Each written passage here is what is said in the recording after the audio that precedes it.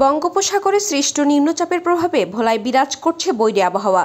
গতকাল রাত থেকে জেলার বিভিন্ন এলাকায় দমকা হাওয়ার সাথে হালকা থেকে মাঝারি ধরনের বৃষ্টিপাত শুরু হয়, যা এখনও অব্যাহত রয়েছে। সময় গড়ানোর সাথে সাথে ঝড়ো হাওয়ার তীব্রতাও বাড়ছে।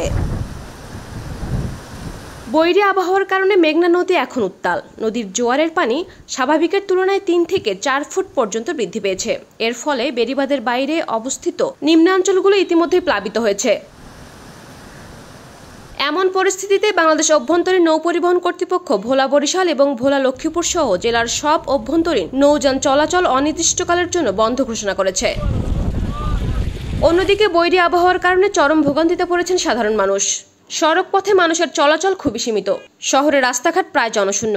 বিশেষ করে মেঘনা নদী তীরবর্তী বেড়িবাঁধ এলাকায় আতঙ্ক ছড়িয়ে পড়েছে। নদীর পানি বাঁধের কিনারে পৌঁছে যাওয়ায় অনেকেই ঘরবাড়ি ছেড়ে নিরাপদ আশ্রয়ের খোঁজ করছেন।